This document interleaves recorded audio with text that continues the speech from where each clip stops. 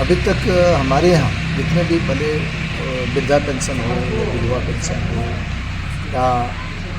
विकलांग पेंशन हो, दिव्यांग पेंशन, इन सभी लाभुकों को हम लोग प्रयास किए हैं कि नहीं एक भी वैसे जो एलिजिबल जो लाभुक अर्हता रखते हैं, निश्चित रूप से सारे लाभुक लगभग 99% 100% इसलिए नहीं कर सकते हैं क्योंकि एक आध कुछ कारणों से इधर उधर हो सकता है, लेकिन तो लगभग लोगों को जो है सो हम लोग उससे लाभान्वित करने का काम किए हैं। नमस्कार, द जोहार में आप सभी दर्शकों का स्वागत है। इस वक्त हम मौजूद है सदर प्रखंड के मटरूखा पंचायत में और हमारे साथ मौजूद है इस पंचायत के मुखिया रविंद्र मंडल जी। सीधा उनसे ही बात करेंगे और जानने व समझने की कोशिश करेंगे। सबसे पहले हमारे चैनल में आपका स्वागत है मुखिया जी। 3-3.5 साल का समय बीत चुका है चुनाव हुए,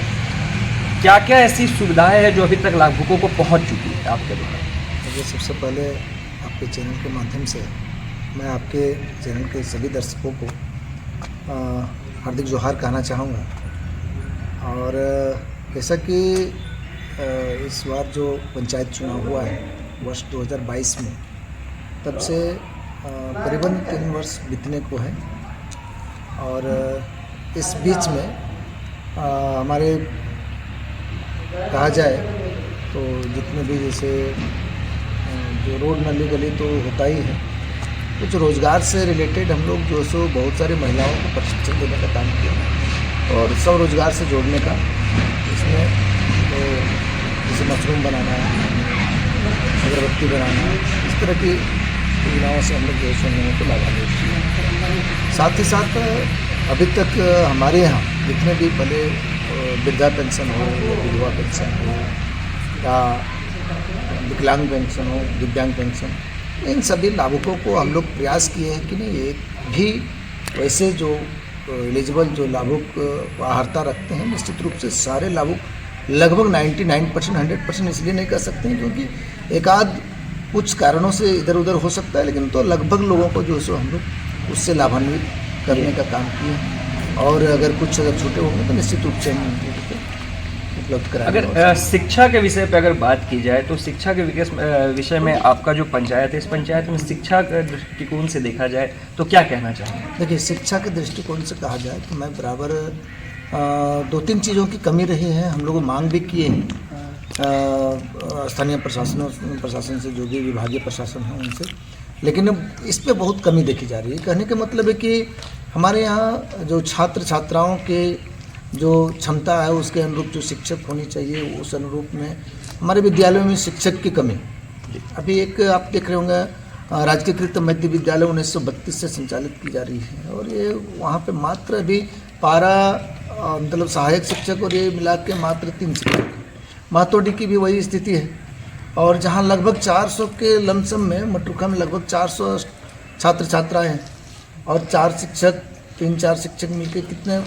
क्लास, जब क्लास वाइज नहीं हो पा रहे तो सब्जेक्ट वाइज हम लोग कैसे कर सकते हैं? इस पर सरकार पहल नहीं कर रही है, इस पर पहल होनी चाहिए, नहीं तो आने वाले समय में निश्चित रूप से शिक्षा का स्तर गिरता चला जाएगा। साथ ही साथ हमारे यहाँ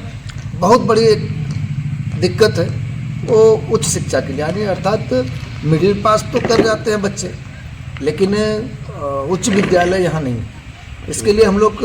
कहा जाए तो 90 के दशक से ही हमारे दादाजी लोग लगे, गांव के और भी गणमान्य लोगों ने प्रयास किया, अभियान छेड़ा और अभी तक जारी है वो। ठीक है, तो कुछ दिन पहले हमारे यहाँ जब हम लोग ज्ञापन वगैरह दिए, विधायक दिए वगैरह, तो वो लोग किए क्या कि यहाँ आए सर्वे के लिए, आपका डीएसओ को डीएससी हो गया, डीएससी जो है सो वो आए, उनको अपने भेजे और भेजने के बाद जो है सो यहाँ का रिपोर्ट बना के जब दिए तो हमारे पास स्थल की कमी है, जिसके कारण से उसको प्रोन्नत नहीं कर रहे हैं। तो जब स्थल की कमी है, मतलब ज़मीन की कमी है, तो ज़मीन हमारे पास है, सफिशिएंट ज़मीन है,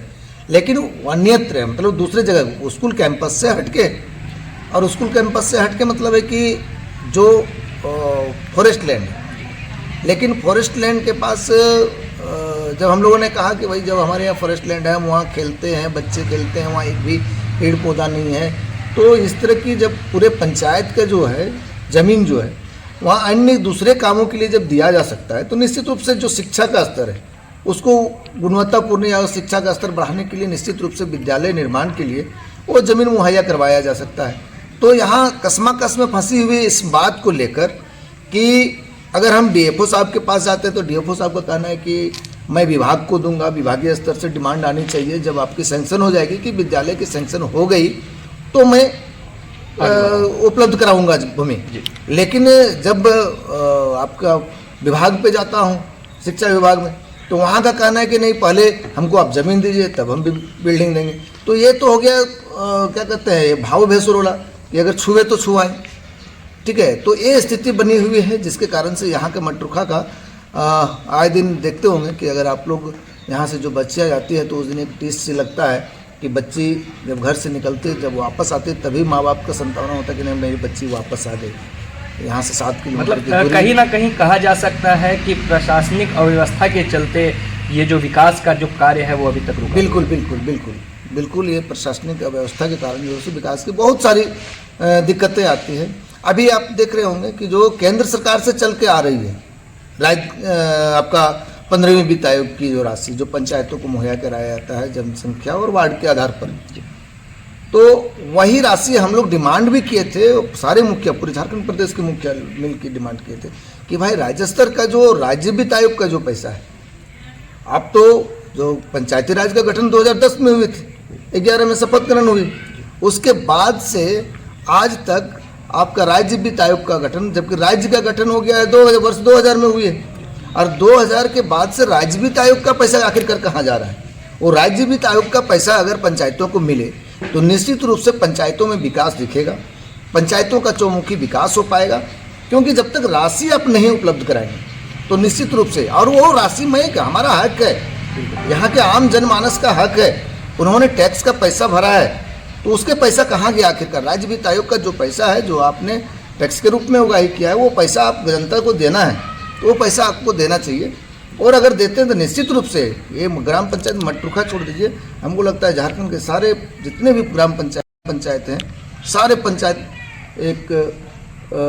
चौमुखी विकास की ओर अग्रसर होंगे और निश्चित रूप से वो विकास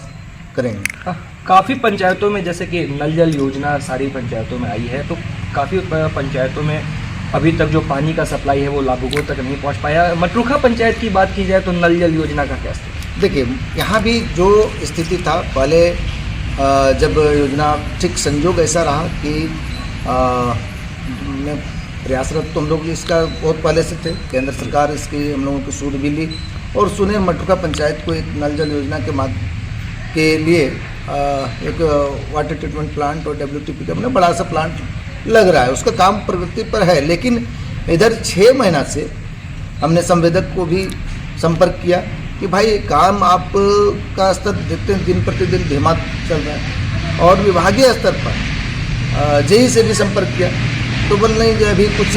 राशि की कमी के चलते, उन्होंने कहा भाई राशि की कमी के चलते ऐसा तो कहीं कहीं देखा नहीं जा रहा है, आपका टाइम बॉन्ड होगा, आप टाइम बॉन्ड के हिसाब से और इसके कारण से वो बाधित रहने के कारण जो भी आपका जनरल योजना का काम जो है मटरूखा पूर्ण रूप क्षेत्र है, दूसरा है आपका आंशिक क्षेत्र लिया गया है भरमोरिया और आंशिक क्षेत्र चुंजका का, इसके लिए जो है सो यहाँ काम चल रही है, लेकिन काम की जो गति है ठीक है ये बहुत ही धीमा है। हम चाहेंगे कि नहीं विभाग इस पर संज्ञान ले, हम लोग तो विभाग को बार बार इसके लिए संज्ञान में दे रहे हैं कि आप यहाँ की जो कार्यशैली है जिस तरह के कार्य कर रहे हैं संवेदक, निश्चित रूप से उसमें अगर प्रगति नहीं होती है तो क्योंकि लोग फिर गर्मी आ रही है और इस बड़ा योजना देने के चलते ना हमें चापानल मिल पा रहा है, ना छोटा जो बोरिंग करके जो 10 घरों को कनेक्शन मिलवाना था वो पंचायतों को मिल नहीं रही है। तो ये एक शोपीस बन के रह जा रहा है। हम लोग चाहेंगे कि इस पर पहल करे विभाग, मतलब जो मटरूखा वासी उनको काफ़ी जिल्लतों का सामना करना पड़ रहा है, स्पष्ट रूप से हम ये जी बिल्कुल है। स्वास्थ्य के विषय पर अगर बात की जाए तो देखिए स्वास्थ्य के विषय पर भी अगर कहा जाए तो जो हमारे अभी स्वास्थ्य सहिया वगैरह हैं उनके माध्यम से हम लोग काम ले रहे हैं, ठीक है। और स्वास्थ्य विभाग जो है तो एक होता है ना कि शोपीस जैसा, एक हमारे यहाँ बहुत पूर्व में भी जब आया था योजना आई थी उस टाइम भी बहुत लंबा नहीं बताएंगे लेकिन हुई कुछ किचन मिचन जो ऐसे जगह पे बना दिया गया जो पंचायत से हट के